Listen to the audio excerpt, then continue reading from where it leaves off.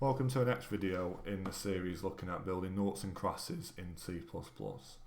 So far we've set up our game loop, we've created a display grid function, a display input function and a fill square function. And then we have also, no, that's all we've done, that's what we're up to. So within this, one little thing I like to do is just see a little symbol there, a little minus. We can just close these down,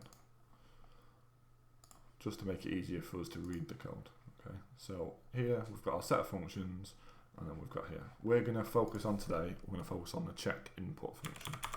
So all the CheckInput function is doing, it's taking the user input character and attempting to fill a square in the filled square function that we've created already. Okay, so let's get started. First, we need to get the character input from the user. This should be a char. Okay, so we're going to go cin this time, and then we're going to put two forward arrows instead of back arrows.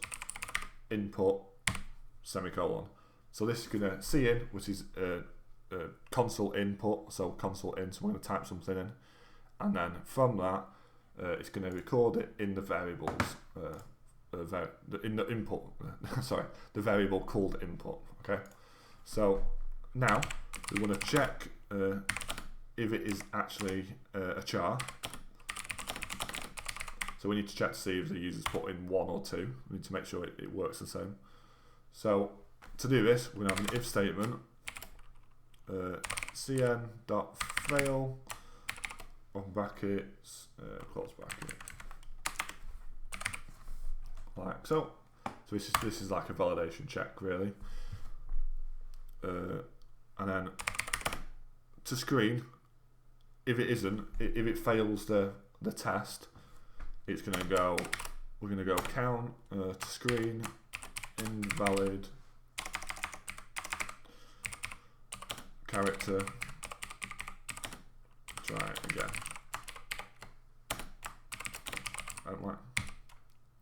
And then go back to the start of the CheckInput function, like so.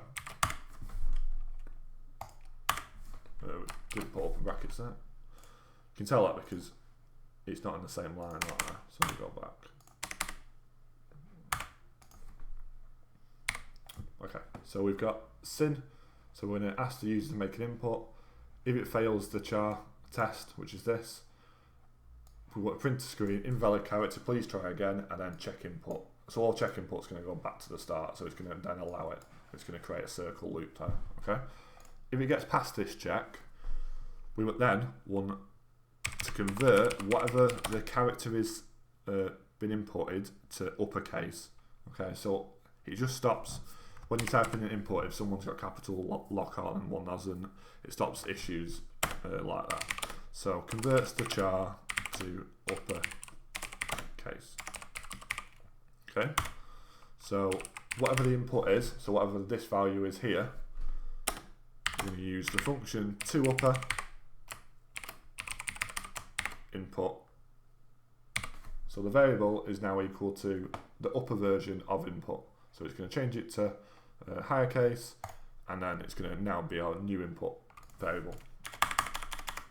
So now at this point we will have an uppercase character.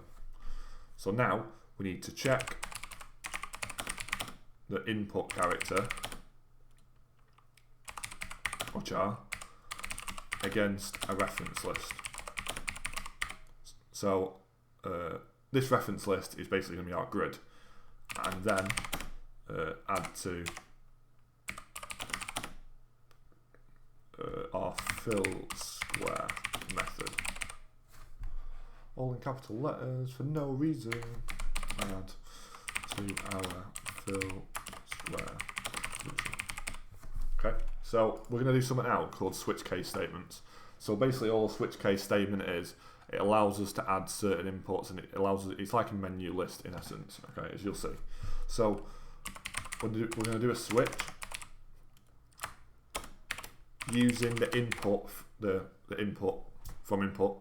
So whatever's in here, we're going to use here. and then depending what that input is, it's going to select one of the cases for us. So a case of Q, with switch cases, it's single speech marks. Single speech mark Q. So if the input is Q, we want to do colon and then fill square 0 dash 0 and then break.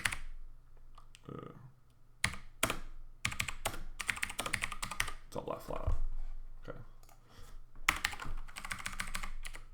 Okay, so what this is saying is, if it's Q, we want to fill the square, so we want to use the function which is here, fill square. Here, we want to use the function fill square, and inside this, inside the row column, we want to add 0, 0. So we want to take this value up to here, and then stick it into this input, and then into here, and then if it's not equal to a filled square, etc., we want to fill it out based upon that. So for each one of these then, check input here. So after that, you just need close brackets, and then you need a semicolon like that. Okay, so a case Q, and then a normal colon, fill square, and then at the end of this is our complete function, okay? And for each one of the switch cases, you have to have the break symbol after it. The break function, all that does is it says it's the end of that case. Okay, so case Q, fill square, add to that, break, and the reason the comment's that is just that's going to fill the top left column. Okay, so now we just need to do this for each one. So I'm not going to type it out loads of times because that's boring. So we're going to fill all the different ones out. Obviously these are underlined because they're different letters. So Q, we're going to use W and E. Go across like we did before. A, S, D, Z, X, and C. So they're all of our different inputs. And then from that, we have to change these letters. So we need to go 0, 0 for the first one, and then 0, 1, then 0, 2 for our first line. Then we're up to 1, 0.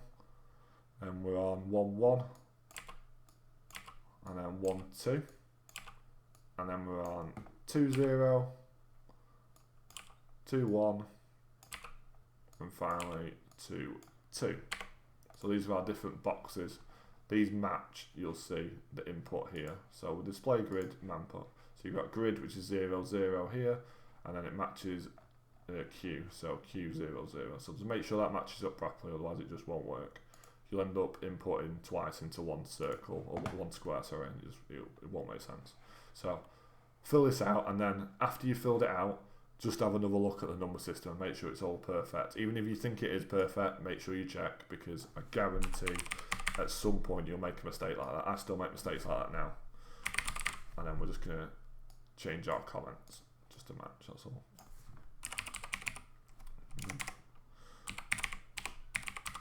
Middle left.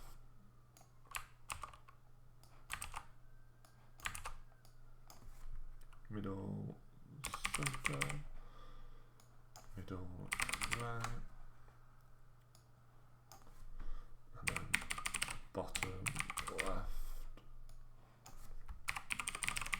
Bottom center. And then bottom right. There's nothing wrong with you copy and pasting code like that. It's perfectly fine. Just make sure that you're changing it. You don't want to end up with copying it and then missing a couple, like not changing these perfectly right and not making it not sound sense. And then when you start to run it, it's a hard error to find. So just be careful when you're doing it. That's all we're saying. So we've created a switch case statement. So we've taken an input and then we've set based upon whatever that input is what we want to do.